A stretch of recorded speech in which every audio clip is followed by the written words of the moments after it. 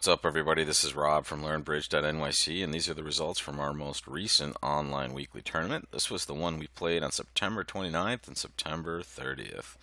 Remember, guys, if you want to play in this tournament each week, just sign up on LearnBridge.nyc before 5 p.m. on Thursday, and you'll be all set. You can sign up via the link below the video on YouTube, or if you're watching this video, you're already on a page that can sign you up if you're on LearnBridge.nyc. So get involved in the game and see these hands before we actually talk about them. They'll actually mean a lot more to you if you've experienced the play and the bidding yourself. So let's jump right into the first board, and before we even get to take a call, our partner opens 1 diamond, and our right-hand opponent actually jumps to 3 diamonds. Now, this might be a little confusing if you haven't seen it before, but this is just understood to be a weak hand with long diamonds, the 3 diamond bid. And if you're ever wondering, remember, even during the auction, you can mouse over the bid like I'm doing here, and you'll be able to see that, yes, it's an aggressive, weak jump over call showing what looks like 7 or more diamonds. The problem with the south hand is we would love to be able to double and try to find a major suit fit, specifically spades here, obviously. But the robot, unfortunately, and we can look and take a peek at what they're going to think the double is. The double here just shows the ability to defend against diamonds, which we certainly have the ability to defend against diamonds, but we may very well be missing a game if we decide to double. And it sounds like if we double, and we can confirm this for all the other players that played 3 diamonds doubled, if we double, partner's just going to pass and we're going to defend 3 diamonds. If we defend perfectly, we'll probably get the best score, which is 3 diamonds doubled down 3. We don't know this at the moment, right? When we're facing this 3 diamond bid, we can't really be sure that doubling is going to be our best spot. We do know we are likely to have enough for game, and we have diamonds very well stopped. So because of the situation we find ourselves in, and from my perspective, the question was, do I double and try to defend, or do I just bid a game? The only game I can bid is 3 no trump. Some of you bid 3 spades. 3 spades is always going to show at least 5 cards in the suit, and that's the problem with this hand. 4 clubs is interesting also, but the other problem with that is we haven't bid a game. And I can show you that some of you that did decide to bid 4 clubs got passed out. Partner actually passed your bid. So to avoid any of those things, sometimes you just have to take an educated guess and make a call, and that's what I've done here by bidding 3 no trump. And it's a hard one to deal with. You'll notice that Joel Wooldridge and Joe also did the same thing. And we had a couple of big hitters in the tournament this week. Joe Grew coming off his World Championship victory just last month, and Joel, who's an amazing player also. So you can see kind of the thought process behind this 3 no trump bid. We would love to be able to find our spade fit. In fact, we might be missing out by not being able to do that, but sometimes you just can't get everything out there, so you have to take a chance and a guess as to what might be right. And here 3 no trump is a very good contract. Right on the opening lead of a diamond, we're going to set up our spade suit. And you'll notice that right away because we're going to get 3 extra tricks from that suit. And if we play this correctly, we should be able to take 10 tricks from this particular spot. And if you did that, you got a very good score. Those of you that bid 4 spades, you all bid 3 spades, which ended up working out really well for you on this hand because partner has 4 of them. But to be honest, partner would have raised to 4 with only 3 card support as well, and now you'd be in a 7 card fit. So be careful with that, guys. Like I said, double would be the best call we could make on this hand. The problem is, the robot has a very different idea of what that should mean. The robot's just going to be confused about the meaning there. They're going to think it's penalty when it really shouldn't be, but we can't change what the robot's going to understand. We can only make calls that we think will get us to the right spot. And notice here when we do scroll over the double, and you can do this before you bid it, guys, if you're in the auction, you can see that partner's likely going to take the double as, hey, I have a good hand with diamonds, right? So I want to defend. So just be careful with that. That's the best thing about these tournaments, guys, is before you make your bid, or if partner makes a bid that you don't understand, just mouse over it and you'll see what it's supposed to be, or at least what the robot's going to think it is. Hand number two saw a pretty quick auction, actually. We opened a heart with our hand. Our partner responded a spade. And then we just made a normal two heart rebid. We just want to show our 6 card heart suit. And partner jumps to 4 spades. We're done here. Right? Partner's just showing a very good hand with long spades, obviously. So we're likely to have found a fit. I don't want you to ever be worried about having a singleton spade. I don't think any of you bid over 4 spades, which is good. So this is really just coming down to a play problem where we're all in the same contract. Let's talk about how we play this for the most number of tricks. And we all should have received the same lead, which was the king of diamonds. This is actually a really good lead for us because it gets us the ability to set up the diamond suit now later on for pitches in our hand. And well, let me show you what I mean by that. The diamond was led, and now comes the opportunity to draw trump. The times where we delay drawing trump are when the shorthand also has a short side suit. So while that might have confused some of you, you have a short club suit here, the likelihood of you ever being able to ruff a club is very small because all the opponents have to do is lead a spade one time to take away your ability to trump. We can get rid of our losers, though, in other ways. In hearts, and now because of this nice opening lead, we can also get rid of our losers with the diamond suit. But the first things first, we have to draw trump. So we're going to draw 2 rounds of trump. We have 8 trump between us. We're missing the queen and the jack, so we should know we are always losing 1 trick in the spade suit. We don't have to lose that right now. In fact, if you lead a spade right now, the opponents are going to take this and very likely switch to a club. And when they do that, they're going to knock out your ace of clubs before we've lost our diamond trick, which means when they win their diamond, they're going to have a club trick to take.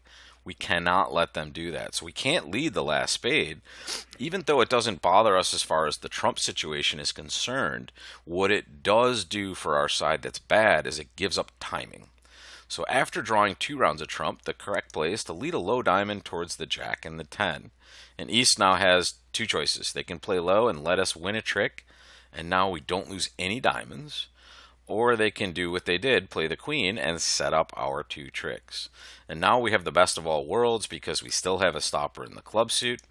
And they're going to try to set up that trick for themselves right away, but at this point it is too late for them. We're still going to leave the trump out there, and now we're just going to play our winners and throw away those 2 clubs. And on the last one, it becomes a loser on loser play.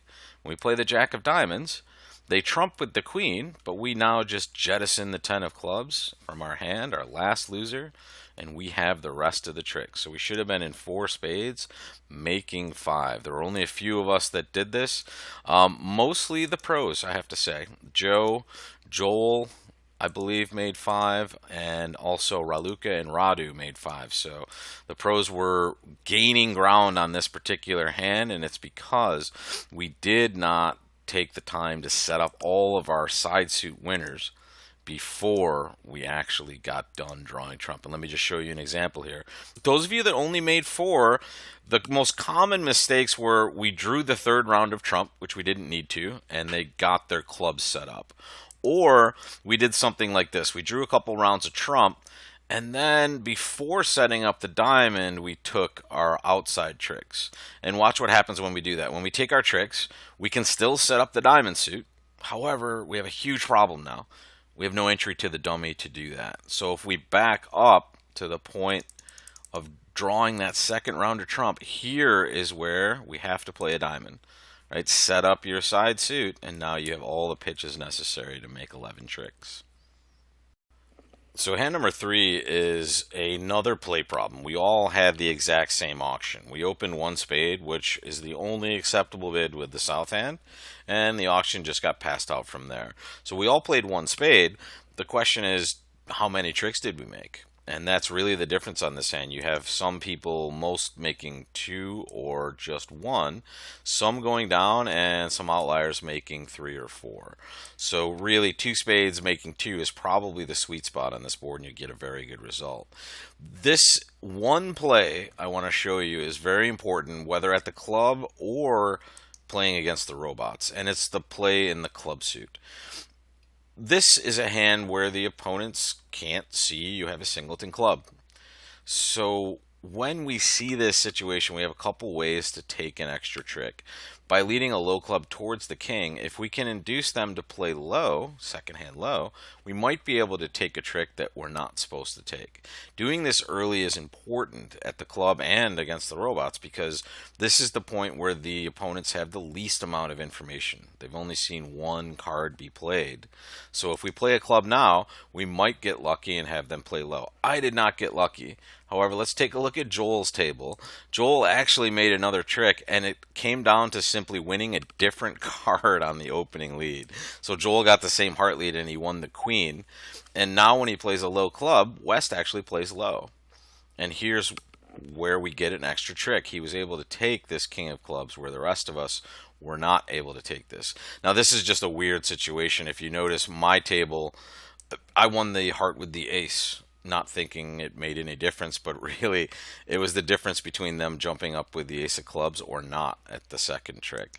So it was an interesting little odd glitch in the system. When you win a different card, the robots play differently. But either way, this is an important play to make. You want to make this play as early as you possibly can. Lead low towards the king, and maybe you get to score an extra trick just through normal play on the defensive side. Flip this around though, guys. When you're defending and you're sitting in the West chair, this is something you want to be on the lookout for as well. When they don't draw trump and they just lead towards a card in the dummy very quickly, sometimes it's a giveaway to what they're trying to do. But overall, it's just a very good play to try to take extra tricks right away before giving them the information they need to make the correct play, which is to jump up with the ace. So if you went down or only made one, take a look at how those that made two played the hand. You'll get some insight into how to take extra tricks. Board 4 saw a good use of the rule of 15 if you chose to obey it, and you should have. I passed this board out along with many of the other top pros in the field. And while you might think that some of the best players are super aggressive, take a look at Joe Grew. Here's a world champion player passing because he knows it's right. We're in fourth seat, so there is a tool here to help you just in general if you're struggling with whether or not you should open this hand. And when we're in fourth seat, we can implement this rule, and it's called the rule of 15. Here we add our high card points, which we have 11 in the south hand, and we add to that the total number of our spades, which is 2. So we come up to the number 13. The rule of 15 says if we have 15 or more after we make this calculation, we should open. And if we have less than 15, we should pass. That makes this a clear pass, guys. We're well below that 15-point threshold when we add everything together. But also, look at the quality of this hand. Yes, we do have a nice 5-card suit, but the rest of our hand is pretty terrible. We have queen empty third in both of the minor suits. Not a strong position. So those of you that bid on this hand, almost all of you went minus. And by passing a board out, you go -0 as opposed to minus anything else. That is much better than going minus. And opening this hand just puts you in that dangerous situation of going minus when you could have locked up a non-minus score by simply passing. So don't get too aggressive, guys, especially in fourth seat. In third seat, you would always open this hand one heart. But in fourth seat, you have the option to pass and lock up that nice score of 0 for 76.4%. Board number 5 shows the importance of establishing your fit right away. And the biggest mistake I saw on this board is after we open one spade as the south player, our partner was a passed hand. We were in third seat and we opened one spade. And partner now bids 2 hearts, which should show like 10 or 11 and at least 5 cards in the heart suit. At this moment, guys, we know we have a major suit fit. The biggest mistake I saw is that you were all tempted, or a lot of you were tempted to rebid your 7-card spade suit. And hey, I don't blame you. It's a 7-card suit.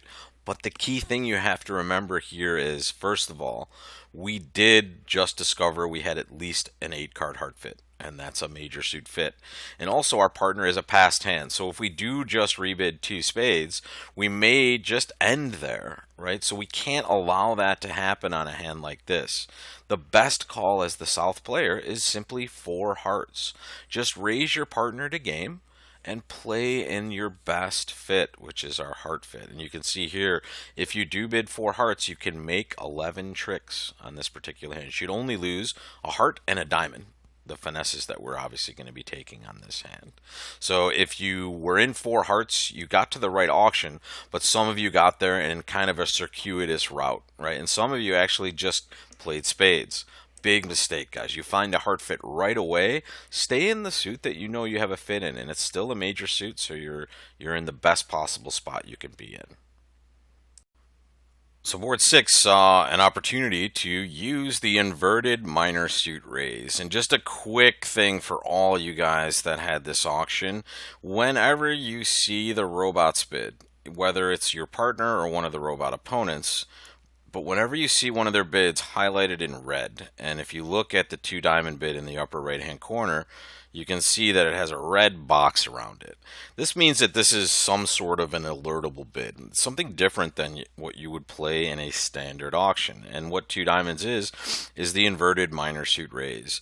It's just a way for partner to show a fit in diamonds, usually 5, but it could be as few as 4 in the diamond suit, and 10 or more points. And it is absolutely forcing, guys. Some of you passed this, which means a couple of things. First of all, you missed a pretty good game.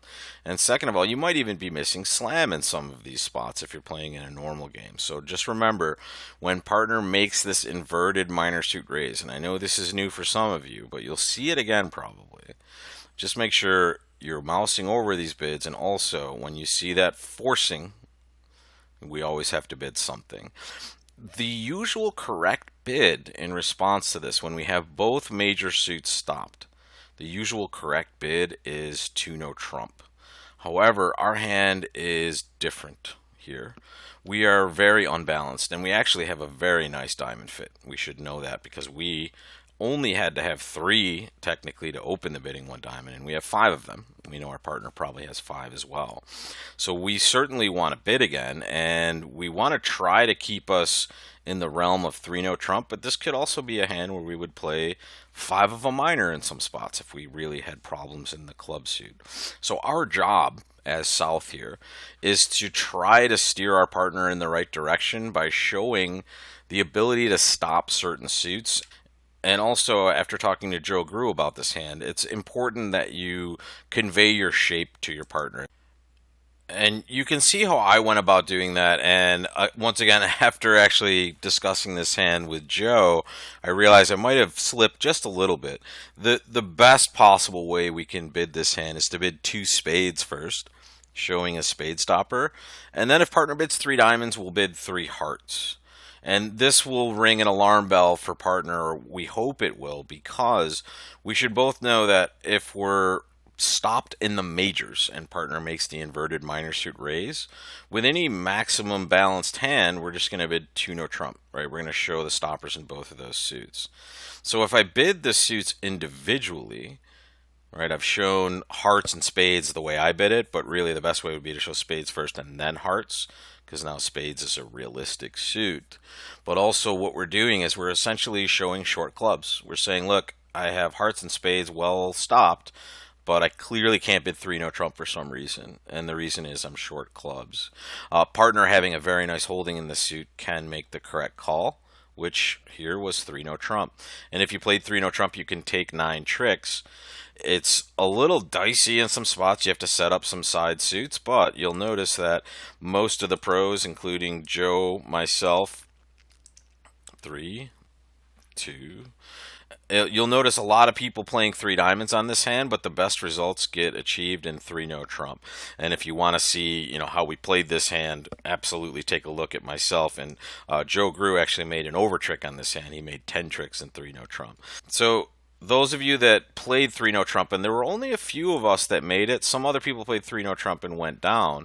But those of you that played 3 no trump actually got to probably your best spot, because it is a makeable game. The reason we bid 3 no trump with this south hand, or at least we try to steer our partner to bidding it, is we have close to a maximum, but the big thing we have in our hand is the 5-card diamond suit. So with partner raising this suit, we kind of know we have a good source of tricks, which makes this a more enticing game to bid. So in these spots, sometimes you want to be a little bit aggressive knowing you have a source of tricks. And if you can get to a game and make it, you're obviously going to be rewarded handsomely, 94.4% for just making 3. So board 7, we have to have a short, uncomfortable conversation. And it's uncomfortable on my end because if you notice and you cycle through these results, you'll see that almost all of the pros, myself, Radu, Joe Grew, Raluca, opened to no trump. So this isn't something I would recommend unless we had a 5-card suit. However, most of the pros are used to being just slightly more aggressive, and it's for good reason. Here in these tournaments, it really doesn't matter as far as who plays the hand, right? If we open 2 no trump in a realistic situation, the pro gets to play the hand, obviously. So that's some benefit, obviously, especially if you're at the level of Joe or Joel.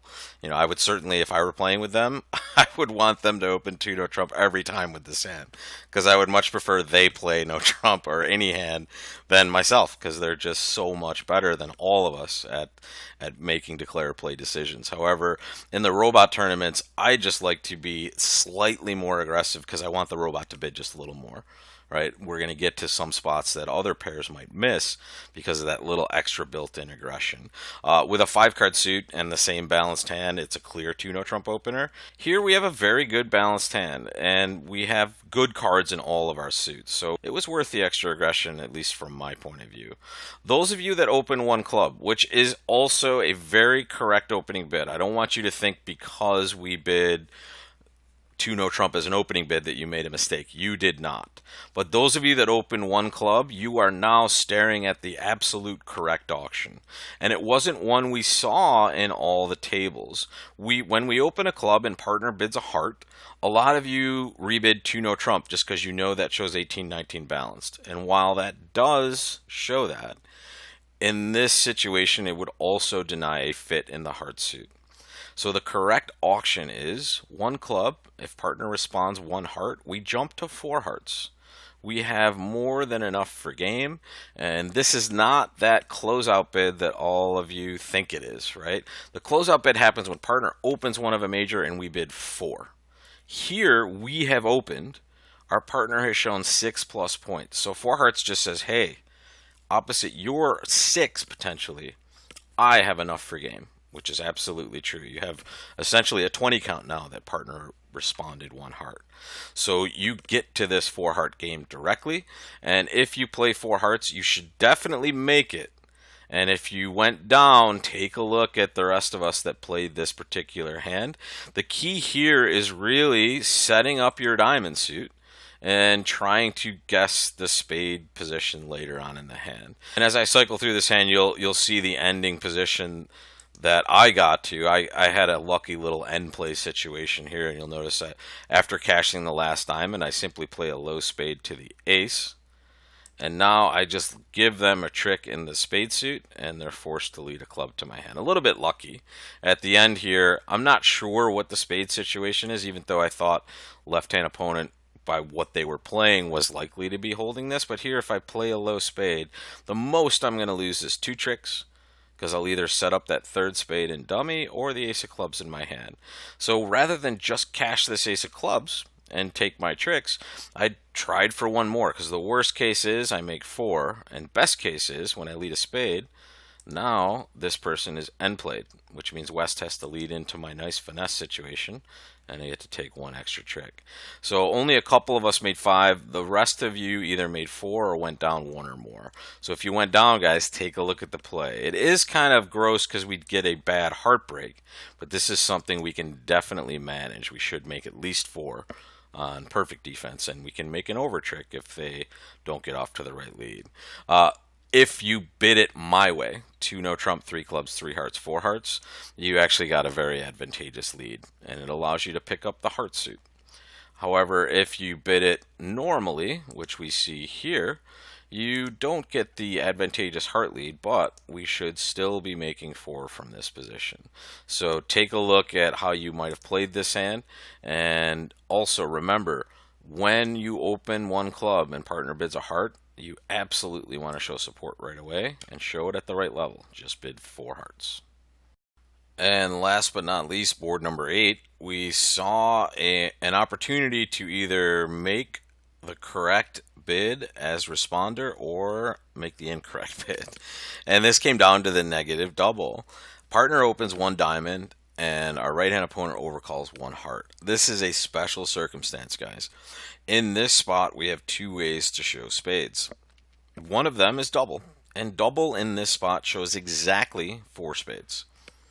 If we bid 1 spade, which we did at several tables, we're actually showing 5 cards in the spade suit. So that's how some of you got to play spades on this particular hand, which is wrong, right? We get very lucky if we play 3 spades and make it, but we should never be in the spade suit. We should really just be playing 2 no trump. After we double, our left-hand opponent bids 1 no trump, and our partner responds 2 diamonds. Now, 2 diamonds just says I have 6 usually. Partner didn't have to bid here. They could have passed, but they chose to make a call. And looking at the south hand, here's what we know. Partner just showed a long diamond suit, and we have ace third. We also know we have an invitational hand. Now, the weird part about this one is when we're playing in this robot tournament, we know we have the best hand, so partner probably has a maximum of 11 points because that's the amount that we have. No player can have more than you. Players can have an equal amount in these tournaments. So we know we do not have game. So we're kind of in a weird safe spot where if we bid 2 no, it's probably going to go pass. And if partner raises, it's probably going to be right because they have longer diamonds than we expected or just some sort of better hand than we expect.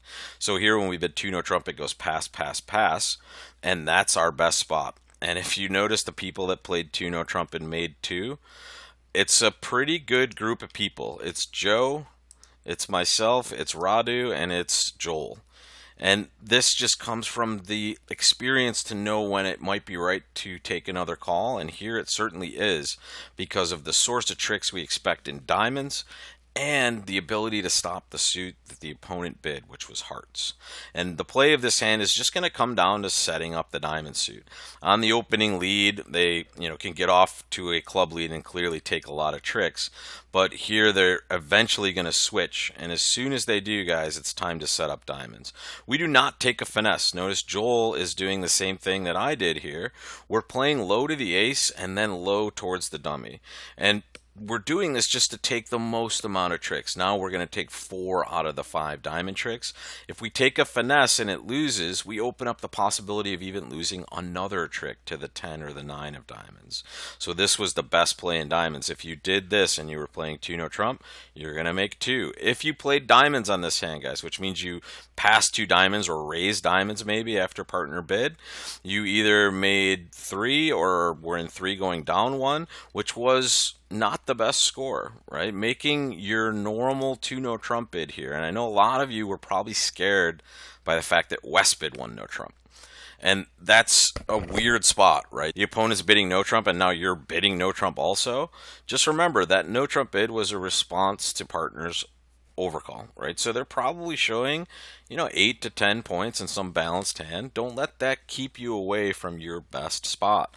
You guys have the balance of power. You're stopped in hearts and you have a nice source of tricks and diamonds. So give no trump a shot. It's the best scoring hand and it'll give you a very nice score on this. If you made 2, you got 90.3%.